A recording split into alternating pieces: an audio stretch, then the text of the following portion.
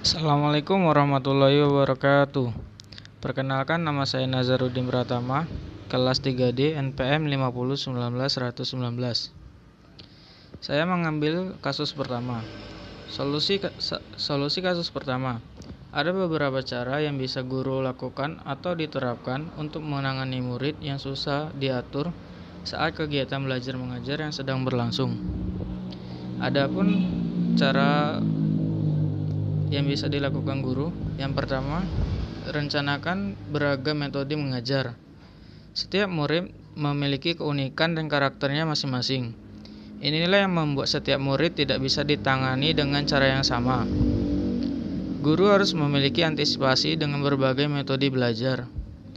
Bisa saja di kelas A, muridnya lebih senang belajar dengan metode diskusi bersama.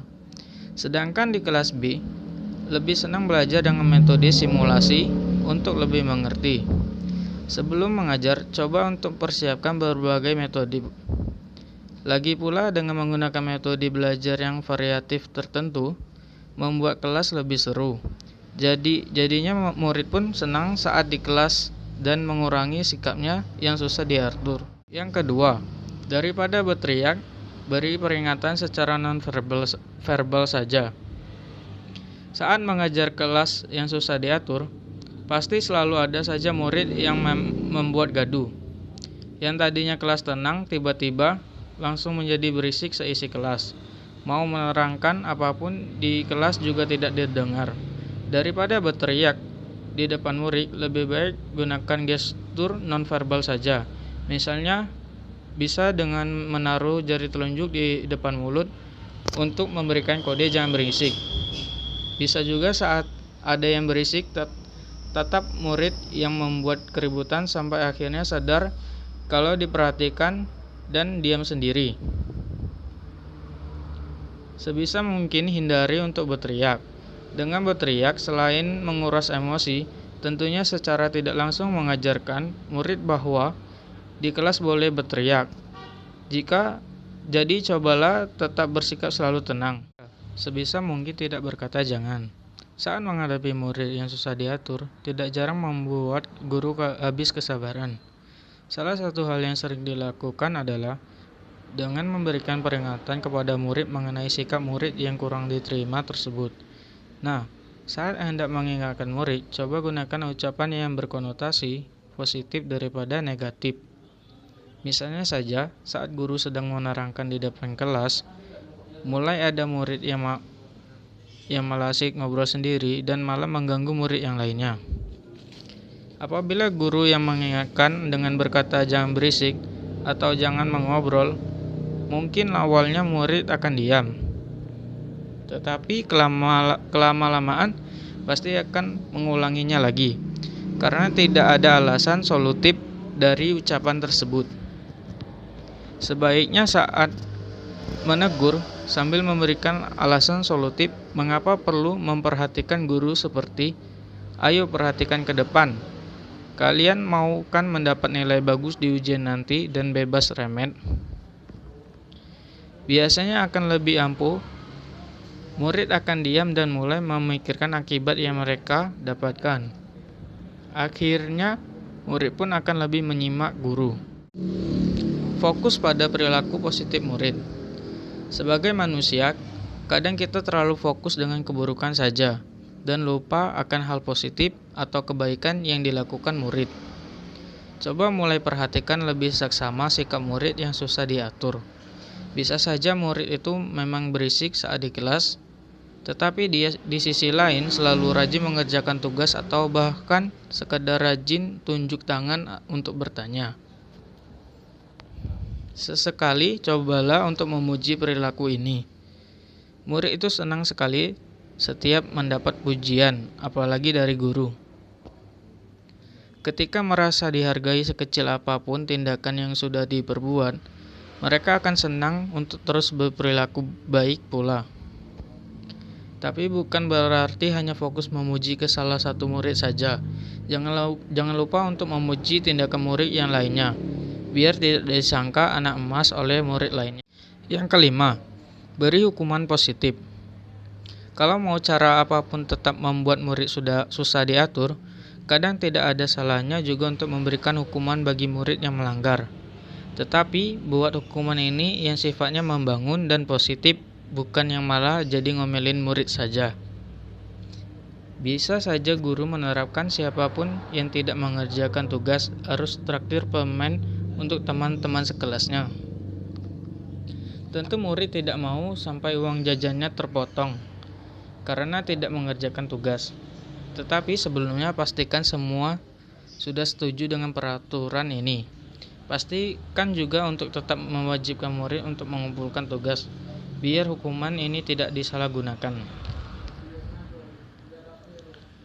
Yang keenam, berkoordinasi dengan orang tua. Dalam hal ini, butuh adanya koordinasi dengan pihak orang tua. Rutinlah mengadakan pertemuan sehingga bisa mengetahui perkembangan yang terjadi pada siswa. Mulai dari perilaku siswa di rumah, lingkungan, pertemanan, kebiasaan siswa, dan sebagainya. Yang ketujuh, tetap sabar dan ceria. Meski lelah menghadapi murid yang susah diatur, guru tetap harus bersabar dan ceria.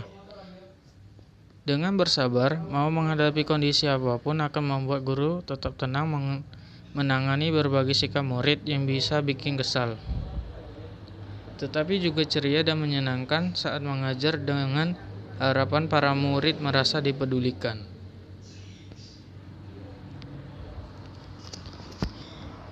Selanjutnya, solusi kasus 4.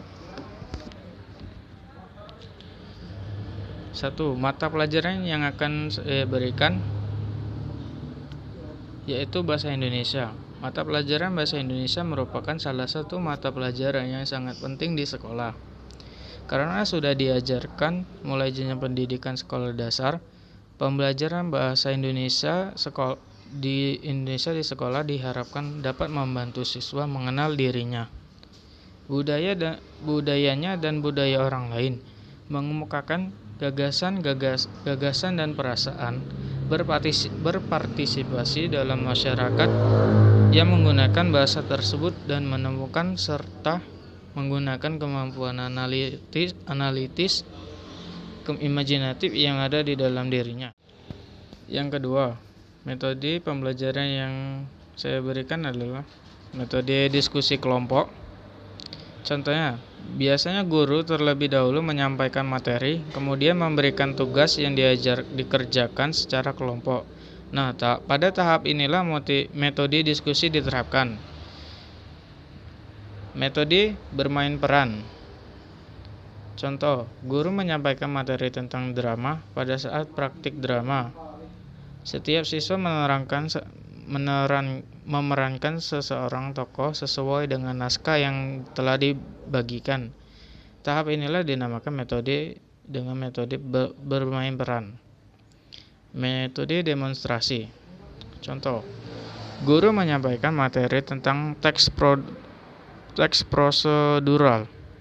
Guru akan menyampaikan bagaimana cara menghidupkan komputer. Akhirnya guru terlebih dahulu mendemonstrasikan bagaimana cara menghidupkan komputer di depan peserta didik. Metode tanya jawab. Tujuan dari metode ini adalah mengetahui kemampuan yang dimiliki oleh siswa, memancing agar siswa berani untuk mengungkapkan gagasan atau pendapatnya dan meningkatkan keaktifan belajar siswa di kelas. Metode latihan atau drill. Contoh, mata pelajaran yang cocok menggunakan metode ini adalah matematika. Mengingat dalam berhitung, peserta didik harus terampil dan mengelola data atau angka yang ada. Yang ketiga, evaluasi seperti apa yang digunakan. Evaluasi yang saya gunakan adalah evaluasi pembelajaran, karena evaluasi pembelajaran dapat mengukur tingkat keberhasilan seorang guru dalam mengajar. Contoh, saya akan menanyakan kepada siswa apakah sudah mengerti atau memahami apa yang saya jelaskan. Jika tidak mengerti, saya harus bisa membuat siswa tersebut mengerti dengan metode-metode lainnya. Sekian video dari saya akhiri. Wassalamualaikum warahmatullahi wabarakatuh.